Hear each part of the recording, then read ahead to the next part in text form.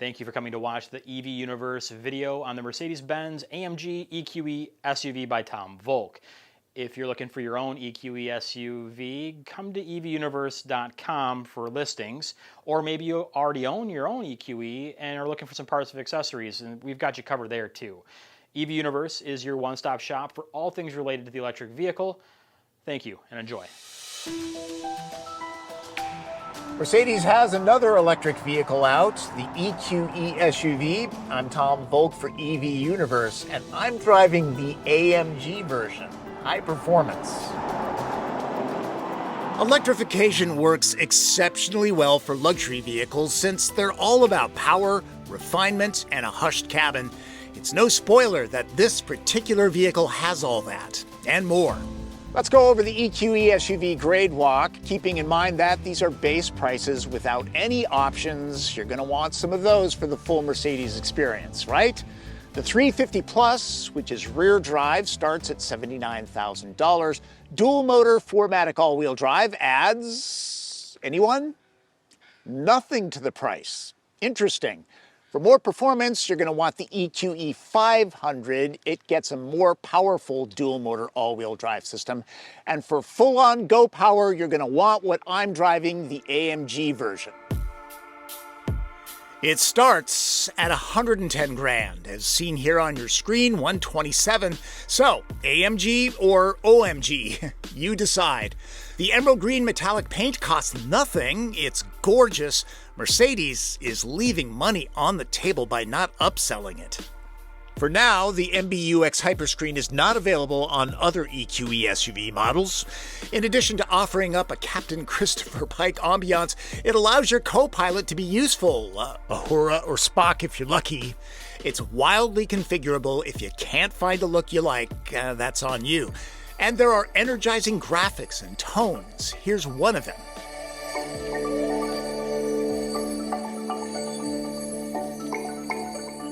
Porsche Taycan Sport Turismo could be considered competition, but its cabin is smaller.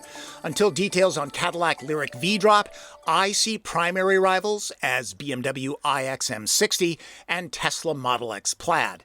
Tesla claims a 2.5 second 0 to 60 time and range up to 333 miles. The AMG's 90.6 kilowatt-hour usable battery is rated at 235 miles of travel. I've not driven the X-Plaid, but the company tends to be optimistic, to put it politely. The AMG-specific dual motors produce as much as 677 horsepower and 738 pound-feet of torque in race start boost mode. The AMG Ride Control Plus, with adjustable dampers and air suspension, is standard, as is active roll stabilization. Rear steering has 9 degrees of assist, something that people outside will notice. Now, being an EV, the transmission is a single speed. Only Porsche offers a 2-speed. Regeneration drag is adjusted here. And then drive modes. These go down the rabbit hole, changing the personality significantly, including altering the power delivery by up to 50%. And for quick adjustments on the fly, there are these tiny little touchscreens. No need to stretch and use the big one. The range meter gives both best and worst case possibilities. Look, this is an AMG, so there's pretty solid promise of performance. Mercedes says this will do the 0 to 60 dash in 3.5 seconds. And remember, electric vehicles have that lovely instant torque off the line.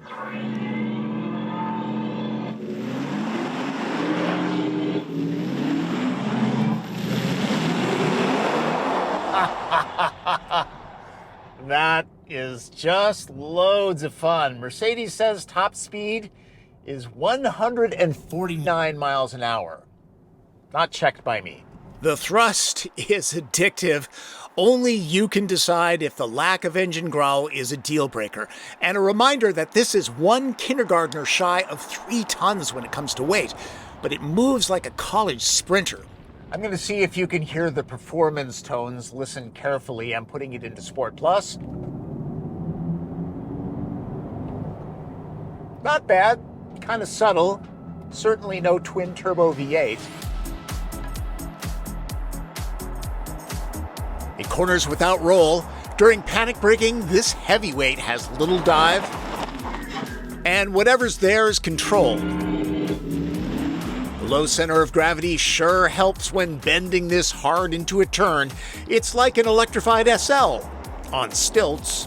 For a medium-sized vehicle, this seems to ride higher than most SUVs. People like that these days.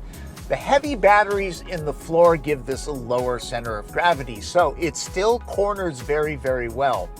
Personally, I like my performance lower to the ground. I just do. It's tough to explore the limits on public roads. Driving aggressively, it feels like a deep reserve is ready to be tapped. I do get the feeling this isn't full-on AMG cornering, but I had no access to a track. A track pace option records dozens of data points, such as lap times and G-forces, and can show a driver the info in the head-up display. The throttle is like a speed rheostat. Mercedes says the AMG's adjustable suspension is both more docile and buttoned down than the other EQE models. Most of the time I've had the suspension set for comfort, and you know what? It's perfectly fine. Nice and controlled, sporty, yet comfortable as advertised. It's not like it's an old Buick. Putting it into Sport Plus and firming up the suspension, yeah, things get a little bit brittle, but you've asked for it. Because it's tough to tap the AMG's full potential, maybe buy the EQE SUV 500. It's still quick, but less expensive, just not available with the Hyperscreen layout, and some might even prefer the standard dashboard. The display?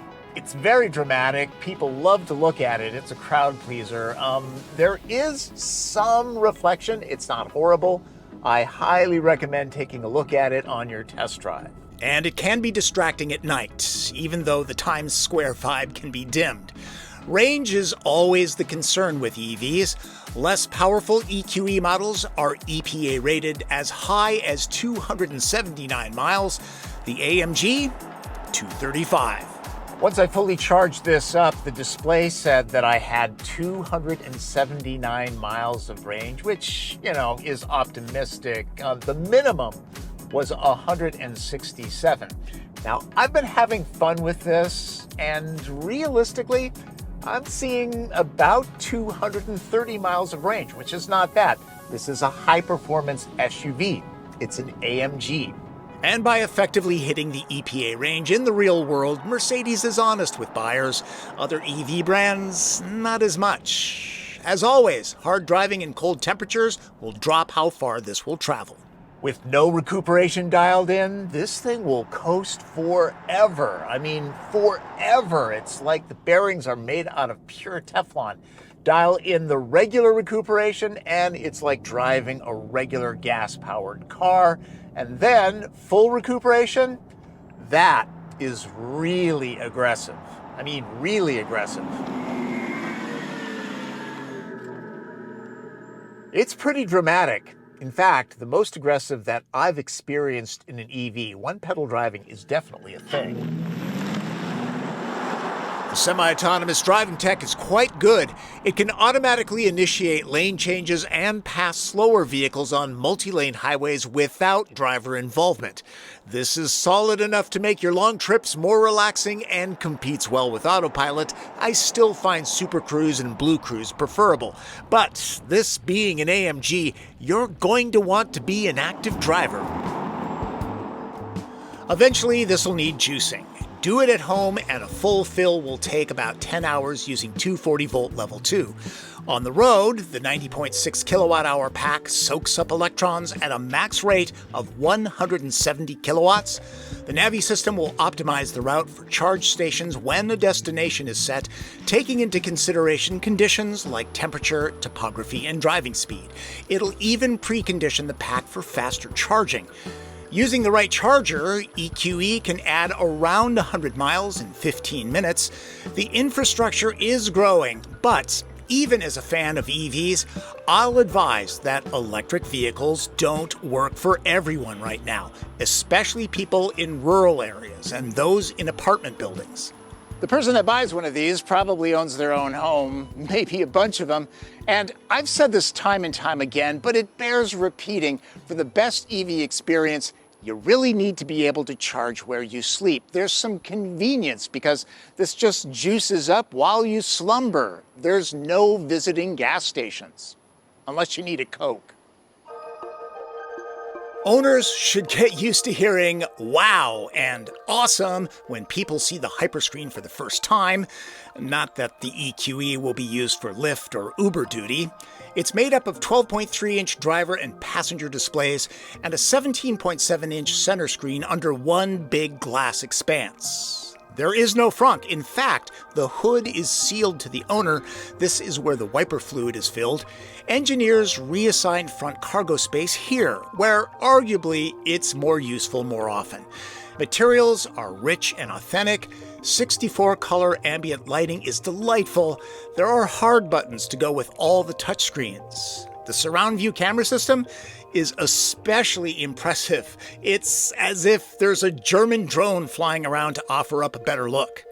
The front seats have more adjustments than you'll know what to do with. These are vented, plus they'll cinch up the bolsters to hold passengers in place when sport modes are selected. It caught more than one rider off guard. The Mercedes-AMG UX user interface has some of the best natural voice commands that I've experienced in an automobile, which is great when you want to keep your eyes on the road but get things done. You use the prompt, "Hey Mercedes." How may I help you? Close the sunroof blind. I'm closing the roller sun blind on the sliding sunroof. How very exacting, Ms. Mercedes. How very German. Of course, it requires a data plan, but anyone owning this won't worry about that cost. I could spend a half an hour showing you the interface is as deep as the Königssee in Bavaria, but instead, I'll just tell you that it's fairly easy to get to important controls, even if not using voice prompts. I'm guessing that even after a year, owners will still be finding new stuff to explore. The back seat is wide enough for 3 average-sized adults, with good knee, leg, and foot room. Even as optioned, there are no reclining seat backs, heated cushions, or sunshades, so it's more sport and less luxury here. No spare tire. It's a frustrating trend in modern automobiles. The supplied charge cord stashes here. There are a few handy things scattered around the cabin, but not a big elastic band that German cars often get. It's a bit of a reach to drop the seatbacks from the rear. I'm of the belief that luxury vehicles should offer remote releases, if not power-raised backs. Really, it's best to go around to the door and lower them from there. In maximum cargo mode, there's 59 cubic feet for doing chores. If you've watched my videos before, you know that I'm a huge fan of 40-20-40 split rear seats because I still think I'm going to go skiing one of these days. In everyday use, the cargo area measures out at just over 18 cubic feet, which is good for 7 carry-on suitcases. And a reminder, no front storage. Let's not forget, even the base 350 Plus begins at some $80,000. This is not for the Nissan Leaf demographic. I think the standard EQE SUV would be a great way to go electric. Lots of luxury, lots of style. The AMG package, that gets a little expensive, and the practical Midwest-raised boy in me thinks, where am I going to use that kind of performance on the road? So the regular one, that's the way I'd go. The prospect of an EV with a 3-pointed star is nothing unique these days, and competition is building. But the Mercedes-AMG EQE SUV will be recognized as something special, if people hear it coming. For EV Universe, I'm Tom Voelk.